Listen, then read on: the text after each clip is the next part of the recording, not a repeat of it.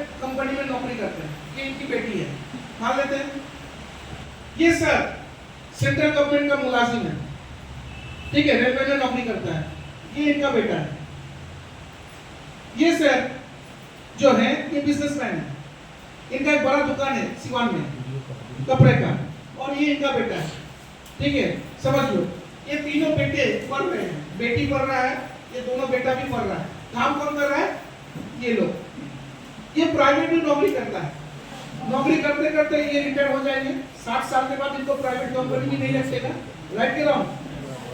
तो ये जिस कंपनी में काम करते हैं, ये गारंटी देते हैं कि वही कंपनी इनके बेटी को नौकरी देगा? नहीं ना।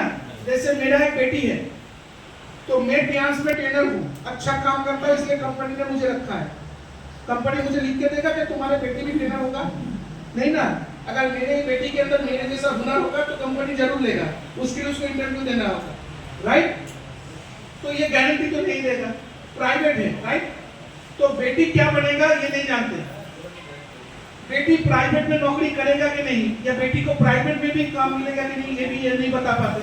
चलो, ये सरकारी मुलाजिम है, सेंट्रल गवर्नमेंट रेलवे में नौकरी करते हैं, क्या ये लिख के देंगे सिप्पू जी कि इनका बेटा भी गवर्नमेंट रेलवे में नौकरी करेगा? नहीं ना। हाँ, अगर सिप्पू जी को कोई ऐसा मिल गया कि टेबल के नीचे से 5 लाख 10 लाख दिया तो बेटे का नौकरी लग सकता है।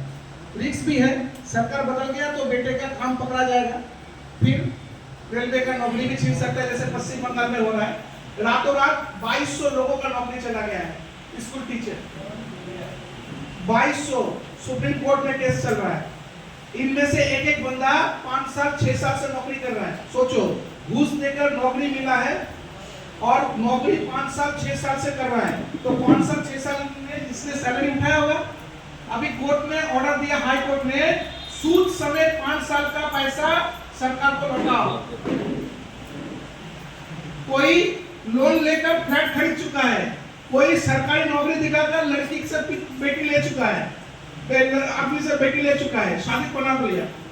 अभी क्या होगा इनका हालात? बीवी तो पहले भागेगा, नौकरी देखी तो शादी हुआ था, है ना। बैंक वाला करप पकड़ लेगा, क्योंकि ईएमआई कहां से चुकाएगा? तो ये लोग रो रहे हैं, कोई कह रहा है कि हम आत्महत्या कर लेंगे, फांसी लगा लेंगे, तो ऐसा हुआ। लेकिन असलियत में तो घूस देकर नौकरी मिला है ना। तो नेचुरल सी बात है कि सिप्पू जी नहीं जानते कि इनका बेटा गवर्नमेंट मुलाजिम बनेगा कि नहीं बनेगा। ये सर दुकान लगाए हैं, अच्छा व्यापारी है, पूरे सीवान में इनको अच्छे से लोग जानते हैं कि भाई इनके जैसा बिजनेस आइडिया किसी के पास नहीं। इन्होंने 4 फ्रेंचाइजी खोल दिया है सीवान में, 4 दुकानें हैं। इनका बेटा सोने का चम्मच लेके पैदा हुआ है, लेकिन बाप ने गरीबी झेला है, अभी अमीर बना है। तो बाप को जमीन में पैर रखना आता है, बेटे का पैर जन्म से ही जमीन के ऊपर है। तो क्या ये गारंटी दे सकते हैं कि इनके जाने के बाद इनका बेटा बिजनेस को आगे ले जा पाएगा? नहीं ना। अभी हम हैं, बेटा जाओ, हम पीएस के डिस्ट्रीब्यूटर, आप मेरे पीछे खड़े हो जाओ।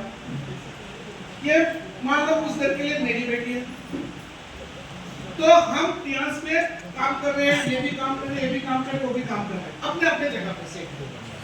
हम भी नहीं जानते कि हमारा बेटी का क्या होगा, लेकिन हम पीएस में जानते हैं कि मेरा एक आईडी है जो मेरे बनने के बाद मेरे बेटी का होगा। समझ रहे कि नहीं?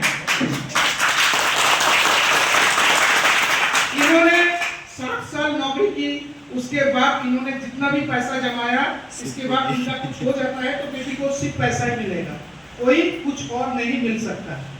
ये रिटायरमेंट हो गए, इनको पेंशन आता है, इन्होंने आंख बंद किया तो बेटी को पेंशन भी नहीं मिलेगा। अगर बेटी होता तो भी सोच सकते, वो भी अविवाहित, ठीक है, अविवाहित लड़की को पेंशन मिलता है बाप का या माँ का, लेकिन बेटे को कोई पेंशन नहीं मिलता। क्या अभी बेटा दर प्राइवेट नौकरी ढूंढ रहा है कि गवर्नमेंट, को तो बेटा ही जाने। लेकिन सिप्पू जी इसके लिए और कुछ नहीं करके गए, हाँ कुछ बैंक बैलेंस बना के जरूर गए हैं, वो उसको पुसा भी सकता है, नहीं भी पुसा सकता है। और वो सर जो 6 दुकान बना के गए थे, उनके बाद बेटा जो काम शुरू किया, बेटा कह रहा है हाँ मैंने इंजीनियरिंग किए हैं, मैंने डॉक्टरी किया है कि तुम्हारी तरह दुकान पे बैठूंगा, हाँ तुम्हारी तरह बनिया बनूंगा। हम वो नहीं बनना है, हमको बड़ा ऑफिसर बनना है।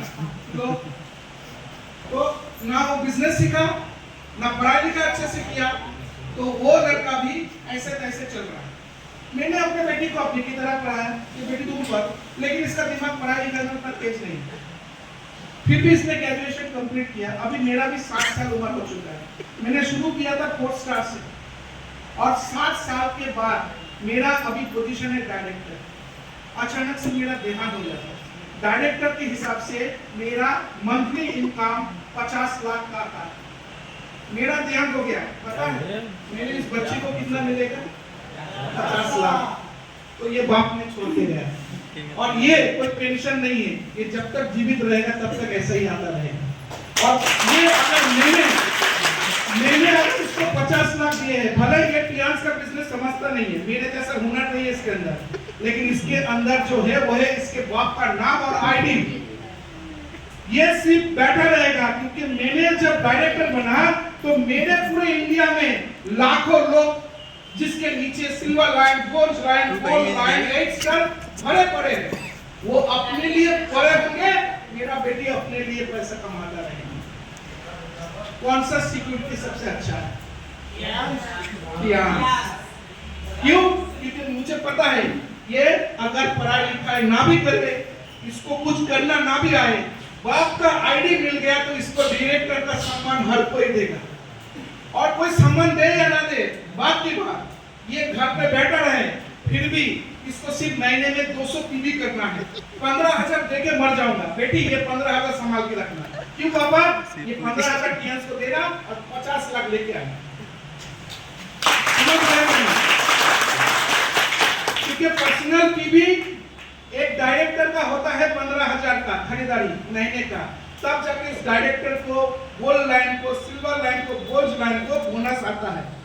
तो मैं अगर इसको 15,000 देके जाऊंगा, उसी 15,000 रुपए महीने में एक बार कंपनी को देगा, एक हाथ से 15,000 देगा, दूसरे हाथ से 50 लाख लेके चला आएगा। ये है मेरा बिजनेस। तो आप कौन सा जायदाद ढूंढना चाहते हैं अपने बच्चों के लिए? हम लोग जो बिजनेस कर रहे हैं, ये बिजनेस हम लोग अपने लिए नहीं कर रहे हैं। हम मेहनत खूब करेंगे, लेकिन इतना मेहनत करेंगे कि मेरे फैमिली के जिसके भी बच्चे होंगे, इसके बच्चे का भी बच्चा होगा, जो आईडी इसको मिला है, इसके जाने के बाद इसके बेटी को मिलेगा। मैंने 50 लाख में खत्म किया था, ये 100 लाख में खत्म करेगा। क्योंकि दुनिया बढ़ते जाएगा, मेरा डिस्ट्रीब्यूटर बढ़ते जाएंगे। मैंने शुरू किया था 4 लाख से, आज मेरा वही 4 लाख 4 डायरेक्टर बन गया है और उसके नीचे कितने लाखों लोग तैयार हो चुके हैं। तो ना मैं कभी मरूंगा, ना मेरा आईडी कभी मरेगा और मेरा पूरा परिवार चलता रहेगा। ये है finance business. Thank you so much आप सबको।